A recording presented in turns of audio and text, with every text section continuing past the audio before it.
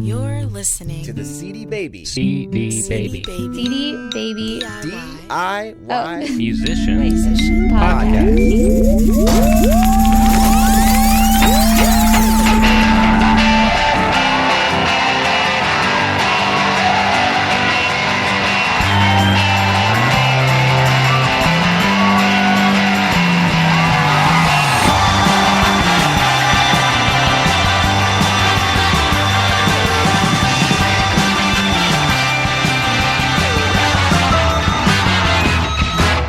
Hey there, and welcome to episode number 52 of the CD Baby DIY Musician Podcast. My name is Kevin, and joining me for this Roundtable edition of the podcast is Robert. Robert, how you doing? Hello. And that's it. Quiet chair over there is Chris. He's played a show in Bellingham last night, so he couldn't make it. Apparently, he's got to do some real musician-like things, so just the two of us today. What a loser. No, Chris was hoping to make it back in time, but as things go, when you're on the road, you don't tend to get up as early as you had planned. Exactly. And they're driving through Seattle, and I'm sure they'll get hung up in traffic, and so we just figured we'd press on. The show must go on. That's right. So how have things been going with you, Robert? Oh, pretty good. We just rolled out the new version of the Host Baby Wizard. I know I've probably mentioned before that I work for Host Baby, which is our web hosting division at CD Baby, and that's been exciting. Lots of new features and a few bugs here and there that we're working out, but our clients are really excited about it. And if you haven't checked out Host Baby, you should definitely check it out, hostbaby.com. Yeah, it's been quite an overhaul that's been going on there, and it looks really nice. And more to come. We've got lots of new features on the way besides the ones we just added. So. Yeah, if you haven't been to cdbaby.com in a while or been following the news that's been going on with CD Baby, we have lots of changes in the works, things that are very exciting, so we're all very busy outside of podcast land. So, yeah. But it's a good busy. Still managed to pick up the guitar now and again. That's right. Well, my head's kind of spinning because I just got done listening to another podcast. David Hooper, who's a longtime CD Baby friend who does music business radio. Mm-hmm. I just listened to an interview he did with Seth Godin, marketing guy, guru. Yeah, I read his blog before. It has really good sort of marketing advice and stuff like that. Yeah, and a lot of it's applicable to music, but this particular interview was geared towards music. And I know Derek always talked about Seth and actually interviewed him once on some big conference. I forget which one it was, down in San Francisco. And I know Derek was really excited about that. But this interview was really good. And there was a couple themes running throughout that, and a couple other things I've been hearing lately that's kind of shaping away some of my thoughts on where things are headed. And interesting. But you'll be hearing about it on the podcast in the coming weeks, so I'm not going to spoil it here. So. Damn, I was getting excited there. I haven't listened yet, but I'll have to check it out. Well, there's that, and then my friend's blog post that I read recently, and then an artist that I'm actually interviewing for the podcast coming up, that there was a similar theme going throughout all these inadvertently, and it was just kind of made me go, huh, okay. So things that make you go, huh? Yeah. So it'll be revealed to you slowly. You're more than welcome to send me your theories of what it is, but this isn't the Lost podcast, so. All right, well, let's get into the news for the week. CD Baby. CD Baby. Music. News. So here's some headlines that caught my attention. Third Man Records, the imprint on which Jack White releases all his music, including the White Stripes and the Raconteurs, now has a physical location in downtown Nashville. White's new Third Man Records building serves as the company's headquarters and houses the label's offices, plus a vinyl record store, photo studio, darkroom, and performance stage. To quote Jack White, "If one of the bands working here says, 'Jack, there's a great band that played at the End,' which is a club in Nashville, on Friday night, you should check these guys out. Saturday morning, they can come to Third Man Studios and we can cut a couple of songs. They can come back to the photo studio and we can take a photo of them. We can cut the acetate and run it down the block, and within 3 weeks, we can have 1,000 copies of the 45 that they can sell at their shows." When he says 45, he's talking about vinyl. Vinyl, Yeah. yes, vinyl. So it'll be interesting to see if this is a new type of record label model that's sustainable moving forward. Well, in other news, things keep heating up with in the world of Ticketmaster.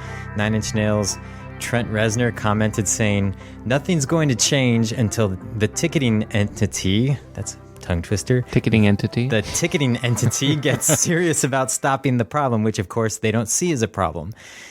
The ultimate way to hurt scalpers is to not support them. Leave them holding the merchandise. Don't buy from scalpers and be suspect of artists singing the praises of the Live Nation Ticketmaster merger. What's in it for them, he says. Of course, this comes on the heels of questions into Ticketmaster and the allegations of them facilitating scalping to their ticket reseller partners. NPD Group, a consumer research company, released some interesting numbers about social networks and music. And here are some of those facts, or some of their findings, I should say. 19% of those surveyed said they listened to music through social networking sites, up 4% from a year ago. Almost half of U.S. teens listen to music on social networks, up 37% in 2007. Among college-age fans, the percentage rose to 41%, 30% the previous year. The decline of CD purchases was most prevalent among teens and consumers 50 and over. The number of people purchasing digital music increased by more than 8 million in 2008 to 36 million. And many consumers said they were spending less on entertainment as a result of the recession. And many said they were turning to digital downloads as a way to buy individual tracks rather than having to purchase an entire album. So some interesting numbers there. Yeah. In big artist news, Counting Crows have parted ways with their label, and as of now, plan to join the ranks of the DIY indie crowd. The band had some interesting quotes. 18 years ago, when Counting Crows signed our first record contract, we were an unknown band signed to DGC, the cool indie flavored boutique label of Geffen Records. Our label mates were Sonic Youth, The Posies, Nirvana, The Sundays, and That Dog, to name a few. Bands knew each other, played on each other's records, toured together. It was a dream environment to be a musician even for that time. DGC disappeared except as the logo on our records, and Geffen became one of many labels under a much larger conglomerate. A lot of people think it's a tough time to be a band, but we don't feel that way. The internet opens a world of limitless possibility where the only boundaries are the boundaries of your own imagination. We want a chance to push those boundaries back as far as we can. We all want what's best for everyone, which is why we've decided to part ways. We'll be watching to see what happens with Counting Crows moving forward from this point. Yeah. Maybe maybe they need to start listening to this podcast now that they're don't have a big label doing it for them. I know. all the indies out there who've been doing it on their own are going to have a leg up on the Counting Crows. Yeah, that's true. You can open for us, buddy. That's right. Welcome to the world of doing it yourself. Exactly. So I'll see if I can slide them a couple episodes of the podcast to help them get on their feet. Excellent. I'm sure they're having a tough time. Yeah. So, I thought the Third Man Records thing that Jack White from the White Stripes and the Raconteurs was very interesting because it almost seemed like things had come full circle. That sounded kind of like, back in the era of like Motown or whatever, where they had a physical location. People, they're now tourist locations, and people would go by. They would have kind of this brand identity just by the label and kind of all in one deal. They had the band members that played on all the albums and stuff like that. And so we're almost recording and cutting a record are the same thing. Something that, I think there's so much these days that they put, so much emphasis put on production and post-production and bringing in musicians, but just the idea of just like get the band in there, play their songs and cut a record, you know, like. So then, to me, it was also very interesting that this was happening in Nashville, because I lived in Nashville from 92 to off and on till 2000, and Nashville was not a rock and roll town, to say the least. And I seen a band like the White Stripes, and I know the rest of the people in the Raconteurs, or at least a few of them actually live in LA, but it's kind of interesting to see them set up shop in Nashville. Yeah. And that's kind of what I expected to see when I went to Nashville and heard of Music Row and stuff like that. And, it was very different than what I was used to coming from San Diego and the Southern California vibe.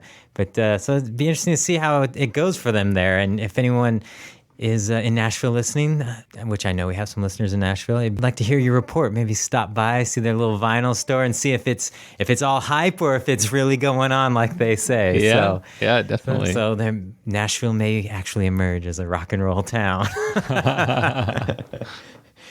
The last thing I want to mention was some of those social networking numbers from that NPD group who does the consumer research. The one thing that was interesting is, the decline in CD purchases was most prevalent among teens and consumers 50 and over. I don't know if you can really take that 50 and over demographic into account. I mean, it's probably just more likely they're less interested in music or they can't hear as well. Yeah. Or eventually we do die. Yeah.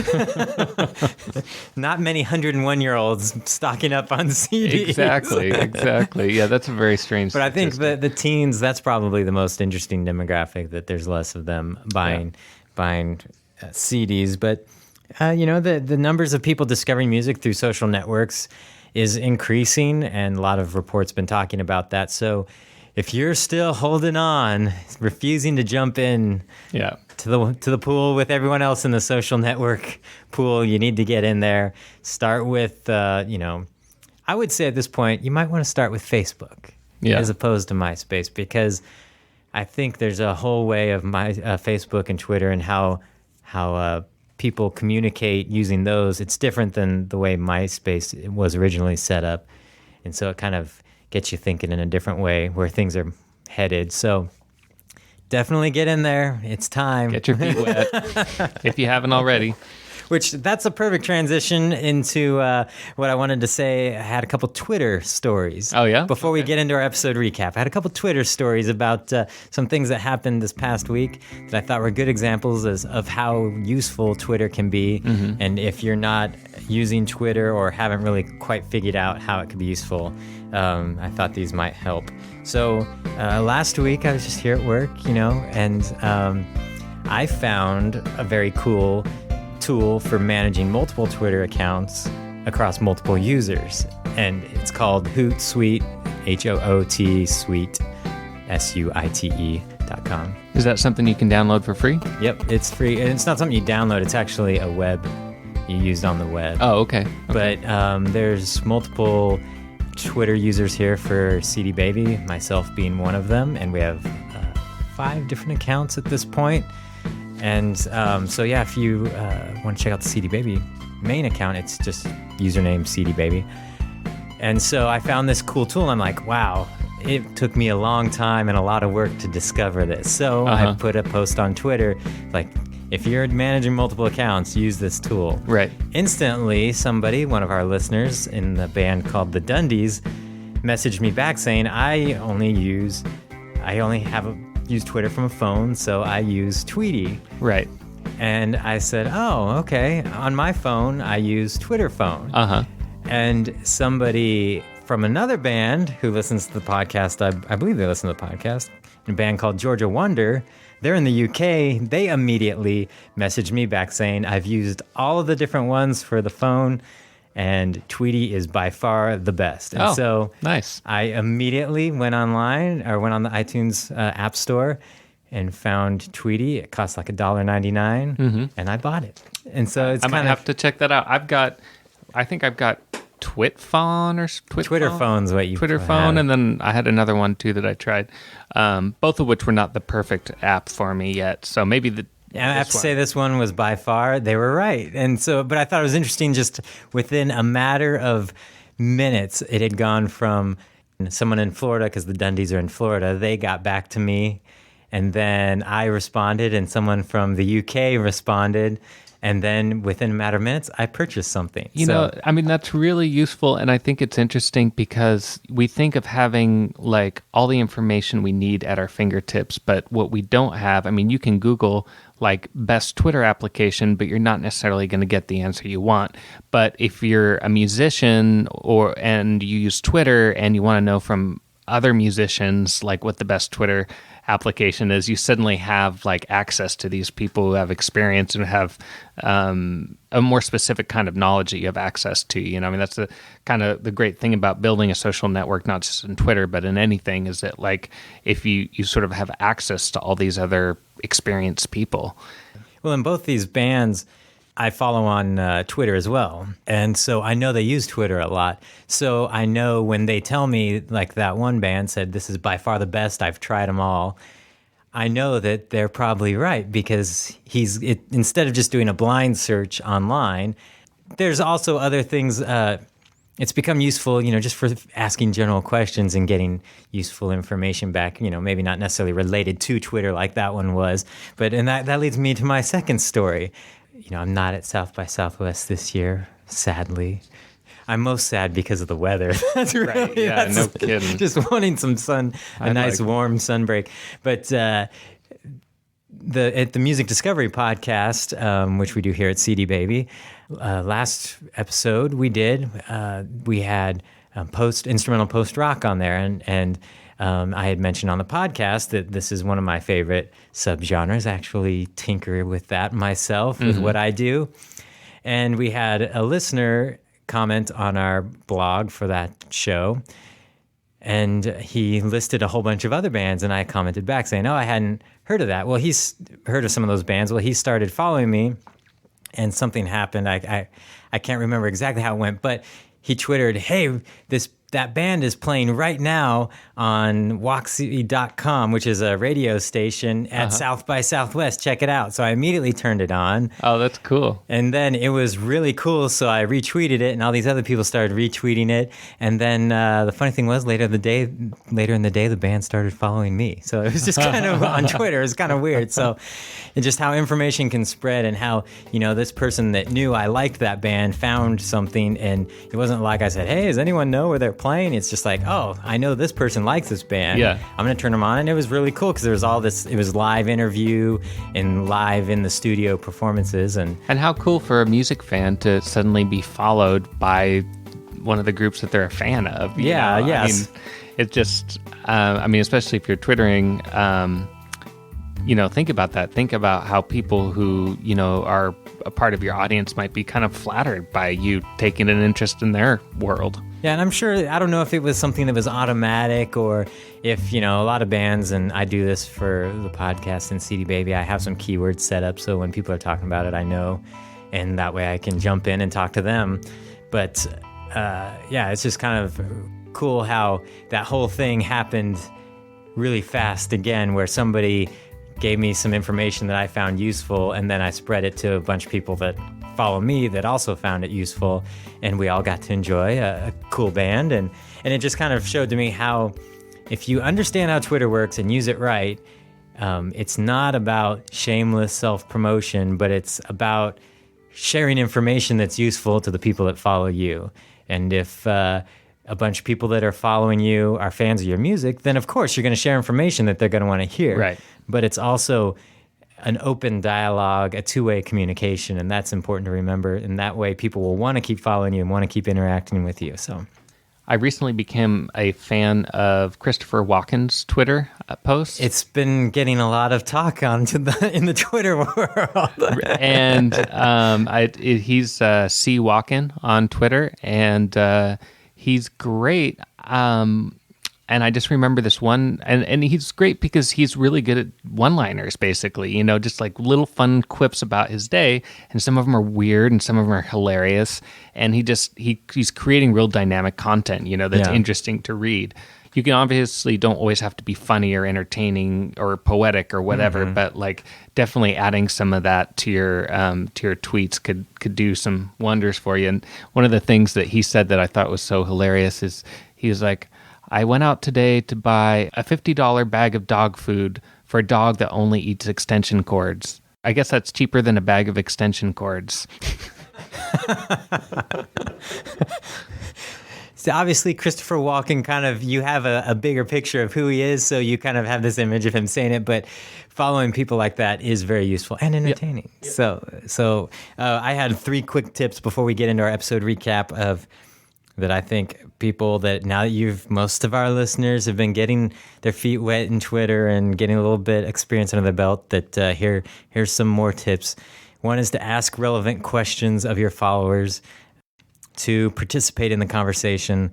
3, share relevant information, links, photos, video. And if you do those 3 things, you'll see your follower numbers grow. You'll see increased interaction between you and your followers, and you'll enjoy it a lot more, and you'll understand how it's become such a useful form of communication.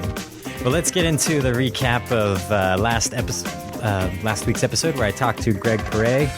And Greg was a very cool guy, very, very calm.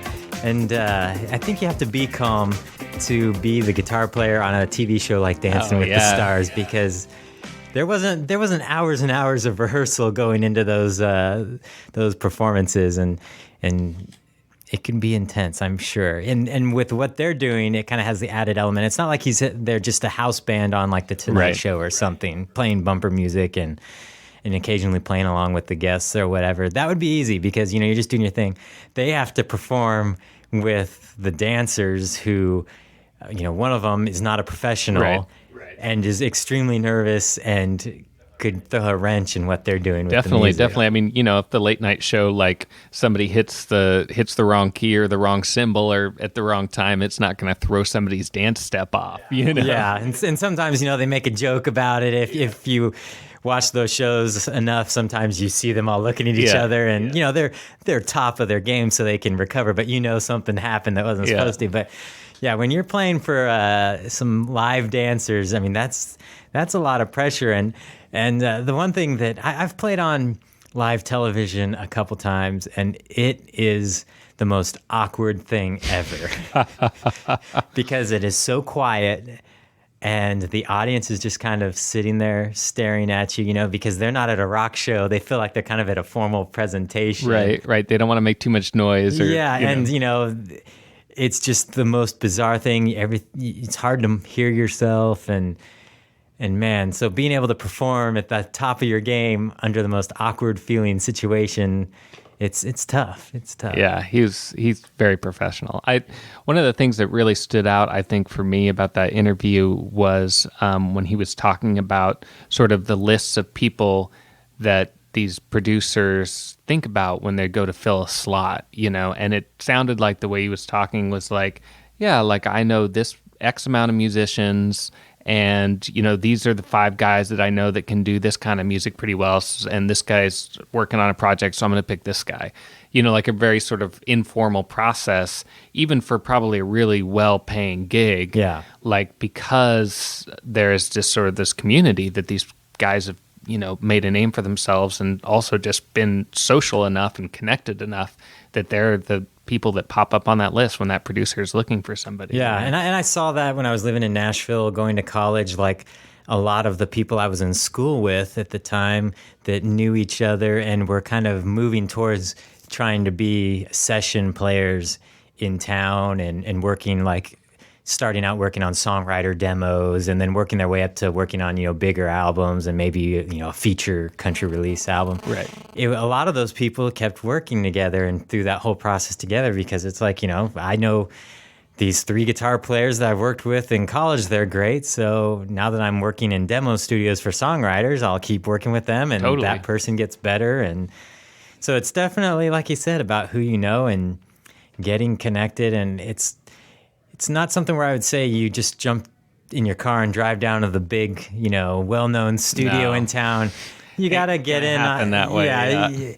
You got to get in where, meet some people, start expanding your working relationships, your musical circle of friends, expanding those, and you'll start to see more opportunities happen. Not only if you're trying to pursue music as a player, but as a band or an artist as well. I mean, if you only know 2 artists in town, I mean, the chances of you getting asked to be on a slot with them somewhere is going to be a little more remote, where if you know 20 different artists really well, there's a good pool of people that might be looking to hook up for shows. So definitely. So it's always good to know people and spend time networking. But if you're interested in trying to get, if you're an artist and you're like, I'd like to start making some money being a player, one place you might want to look in your town for some advice and some help as to what's going on in your town is the Musicians Union. They can plug you in with some people. Usually, if you're in a decent-sized town, they'll have a good pulse on a few projects that are in the works, especially things that are like television is always a union gig. So that's going to be reported to the Musicians Union. And there are some things in towns that in your town that if you're not in LA, Nashville, or New York, or Seattle, that might have some sort of thing like a TV show or something going. There are some things that you may want to, explore, think outside the box. I noticed here in Portland, I think I mentioned this on the podcast before, they've been using local bands to help promote the Blazers, which is our NBA basketball team. Oh, yeah, that's right. You said that. And so I've seen on some commercials where they've had a local band playing, live, like, on the commercial, and then they put their little logo there. And I've seen some sports teams actually employ a band to play at the shows and, some cover songs and stuff in between. People love music. Portland's such a restaurant town, but if you live in a place that has a vibrant, food community, like restaurants are small, struggling businesses a lot of the time, and they're looking to bring in crowds, and, musicians will often do that. So if, approach, see if you can't get a regular gig playing at a restaurant. I know there's this place called the Laurel Thirst they do like 4 hours of music like most weeknights, I think, and I think the musicians get paid pretty well. Right. And I've said it on the podcast before, and I'll say it again, there's a big difference between wanting to be somebody who's famous and wanting to be somebody who can make a living from music. And it doesn't mean if you're making money from your playing music that you can't release albums and promote them and play as a band and do that. But, I'd rather play my guitar and get paid than make lattes. Yeah. Which totally. I've done before. Totally. As well as I. But there is that sort of, I feel like there's that kind of fear. I can't remember which writer was saying this, but like there was a writer who was talking about writing, and he was like, stick to your art and don't become a teacher. Don't become a newspaper writer if you want to be a novel writer, and I think there's sometimes that fear with musicians too, is that like, if I just become a player, if I just become a studio musician, that's all I'm ever going to be. And I need to just shoot for the big time and work making lattes. And if that's the route you choose, that's fine. But right. I think a lot of artists get sucked into that line of thinking just because, and don't realize, because there are some benefits if you're working as a player, and even if you're just you have the talent to get in at a low level, because it will take some serious talent. Yeah, there is the ability to become a huge famous artist and have less playing ability. I mean, there's plenty of bands. The list is long that we could say they're not that great at their instrument, right? But but they're great entertainers. Yeah, or they wrote a song that just connected with people.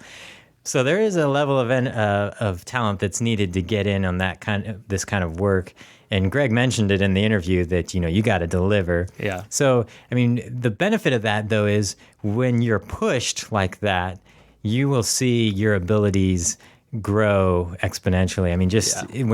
Because you're going to put yourself way outside of your comfort zone. You're going to do things as a player, maybe explore some styles that you may like, but don't really care to play that much, or wouldn't play for the music you're writing. Right. But it will improve your skills as a musician, and you'll see ultimately it will have great benefit to the music that you write and perform yourself. Definitely. So that's something to consider, and it's a good challenge. And but you had a comment from. Is it from Chris Huff? Yeah, I do. This is from the website, from cdbabypodcast.com. And Chris Huff says that he liked the show, and that as a musician whose bread and butter is solo acoustic cover gigs, it's great to hear the tale of a working session cat in LA His advice to people is to learn as many songs as possible by old, new, borrowed, and blue artists. Another good thing he says is to go deep into the catalogs of relatively mainstream artists. Another good thing is to go deep into the catalogs of relatively mainstream artists that you like. For example, if you play the Kinks' Lola and someone likes it, you can blow their mind by playing Ape Man or Waterloo Sunset. And this strategy has gotten him, he says, like a lot of great gigs. He goes on to say, you'll always get more tips when you focus on playing songs that you truly love. Sure, you have to slip in Margaritaville every once in a while, but the harsh, unexpected, unforgiving bar crowd will respect you if you wail the crap out of Message in a Bottle. If you hate all music that wasn't written for you personally, then you need to find another way to make a living. For those of us with big record collections and a great love of many different genres, artists, and styles, this can be a great way to avoid the day gig. And he mentions that he's does it full-time pretty much, that his wife still has a job, but it helps pay the bills, and it's his full gig. And I've talked to Chris over Twitter several times, and so yeah, he's actually out there doing it. And there's so many people that are resistant to that idea. You know, if it's facilitating your music career, I mean, because I'm sure he writes music of his own and is able to make records. And yeah, so if you're a working musician, an artist who's found a way to support their music habit by actually playing music, and you want to chime in, please feel free. You can leave a comment on the show notes like Chris did, or you can email us at info@cdbabypodcast.com, or you can call our listener line at 206-426-5683. So speaking of the listener line, we've got some great calls, and let's get to them right now. CD Baby Podcast. Message line 206-426-5683. The number you have dialed. 206-426-5683. Hey guys, it's Jacob Moon calling you from Canada. I just thought I'd give a call here to encourage you that the podcast is sounding great, and congratulations that we're doing 50 already. That's amazing. I've learned a lot from listening to your podcast, and I thought I'd share some stuff that I've learned just in my own career. Somebody encouraged me a long time ago to take whatever natural resources you have in your catalog, in your library, and find as many uses for them as possible. And so I took a cover version that I did of a Rush song called Subdivisions, and I recorded it on my last live album. But I thought maybe we could do something more with it, and so I shot a video, really kind of a creative video of me performing the song acoustically on the roof of a local theater just as the sun was setting.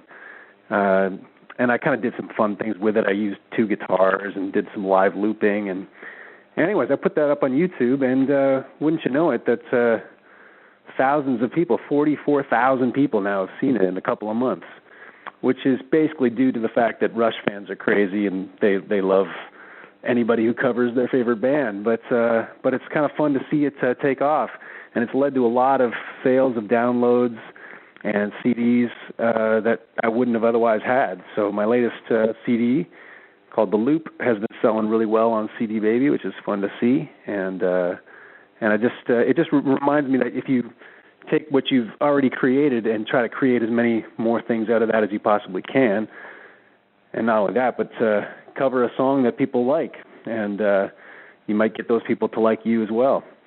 So anyways, guys, have a great show, and thank you very much for all the wisdom through the years, and keep it up in the future. Take care. Hey, webcasters, Lem Genovese, live and direct from La Crosse, Wisconsin's Yankee Medic Records. One of the biggest mistakes I made was to blindly send out CDs and promo packs instead of a cover letter, and having a really good website with live videos as well as free downloads. The increase on my business has been enough that I know I made a huge mistake by just sending out promo packs with CDs blind. Best of luck to all you CD Baby product people out there, and keep up the good work. Bye. So that was our first grouping of calls, and really appreciated Jacob Moon, his comments, and it was kind of what we were talking about in a couple episodes ago about just seeing yourself as a content creator. He was seeing, hey, I've got this music sitting here. Why don't I release it? Why don't I do a video with it? Especially with cover songs. If you've got recorded versions of cover songs, get them out there, especially on YouTube. That's what a lot of artists are doing that are getting them some attention on YouTube, people searching for videos, especially since a lot of the bigger names don't have their content up on those places, that it's an easy way for you to get noticed. And we love those YouTube stories too. Bring them on if it's just so cool the way some musicians have used online video to promote their career. Yeah, and we definitely want to hear more about video, because it's something where I honestly am a bit lacking, and just because, like we've talked about, there's a lot of stuff to know about out there, and I have not dabbled in YouTube much, just because if I'm making something, I'm hoping I'm making music. And and the other caller, he didn't mention his name, I don't think, but that's it's never a good idea to just send out a lot of stuff blindly. You'll have better results if you find out first if they accept unsolicited material. In certain areas, I would say go ahead and send it anyway, but depending on what you're trying to do, it's always good to kind of build a relationship with the person first before you send out stuff. Yeah. So let's get to the second group of callers.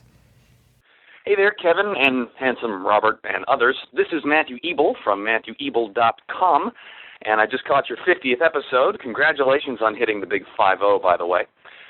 You had mentioned you were looking for stories from artists about how to get regular, reliable income in this day and age, and especially in this economy. Well, the key thing that I'm working on right now is MatthewEbel.net. Not .com, that's my main website. MatthewEbel.net is a subscription website. It's like a premium fan club. Every single month, I have promised my subscribers one new live concert recording, that's over an hour of live music recording every single month, and at least 2 new studio recordings every single month. Now, I have thousands of people on my mailing list, but only about 1% of them have decided that they're going to want to support, they're going to want to buy everything that I put out. The thing is, that 1% is now paying my rent, because they are sending me a regular monthly subscription payment via PayPal. Some of them have even gone so far as to sign up annually. So they laid down the entire year's subscription right up front. That's how much they believe in my music. Now, I'm pretty sure there are other artists out there who have fans that want to support them in a similar fashion. And the best part is, since it is a monthly subscription, it's regular income. You can look at how many subscribers you currently have and say, okay, I'll be able to afford this much top ramen or this much macaroni and cheese next month. So it's pretty comforting. Now, it's not paying all of my bills, but like I said, it's paying my rent, and this service has only been around since October. So if you want some more information, just go over to MatthewEbel.net, and here's a little bonus for the CD Baby podcast listeners. If you want to sign up for my All Access Pass, which will get you the live recordings and the new music every single month, use coupon code CDBaby50, that's CDBaby50, and that'll give you 1 free month of the All Access Pass, so you can actually see how this works.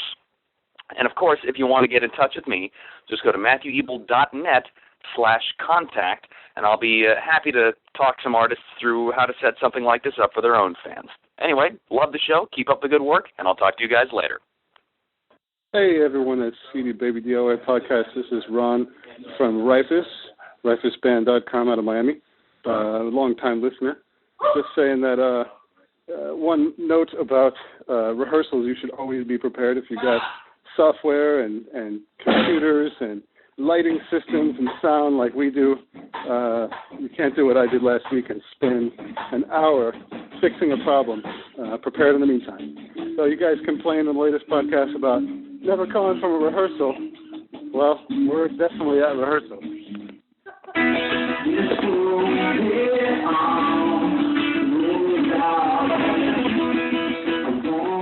Well, thanks for those phone calls. And Matthew Ebel, who has the subscription service, I've actually been curious about it.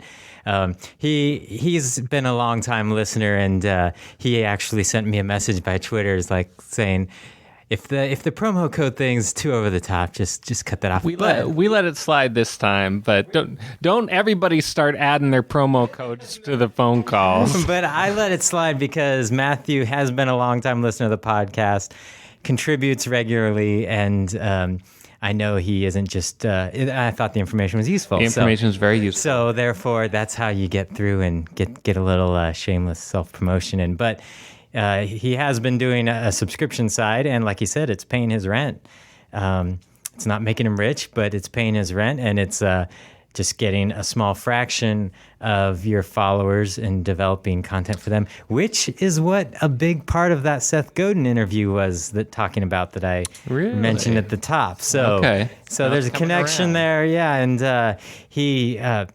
so Matthew is creating that content and building content for these supporters, and it's paying off some. And so he made that promo code if anyone was wanting to log in and see how it works, which is helpful if you're an artist and want to try a subscription side to get in there and poke around. So check that out. I think it would be really hard, especially in these economic times, to convince people to set aside a portion of their monthly income for music like that, hard to convince me to do that. Well, and I that's a good point, but as I think about the economy, there's a lot of people hurting right now, but there's a lot of people doing better than ever right now. Right. And I'm not talking about the people getting bonuses at AIG.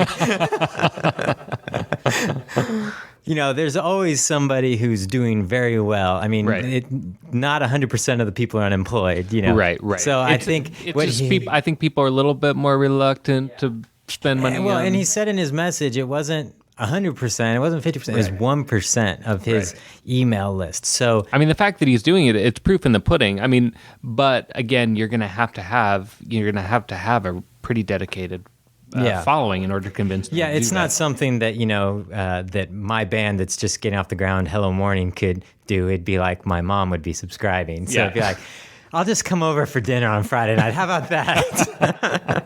I'll play guitar for you. But yeah, he's been doing it for a while, has built up a big email list and some dedicated followers, and so that's something that he's able to take to the next level. And when you have a big email list and some dedicated followers, 1% can be quite a bit. Definitely. So check that out. It's interesting to see. I know some other artists are trying that whole subscriber side, and it's something that I've only seen really in the indie side of things. There's mainstream artists that have tried things like that, but I've seen it happening more with indie artists lately. So that's it for this edition of the DIY Musician Podcast. We will catch you next week with another interview, and the following week, Chris will be back, and Robert will as well. You've been listening to the CD Baby DIY Musician Podcast, broadcasting from Portland, Oregon, USA.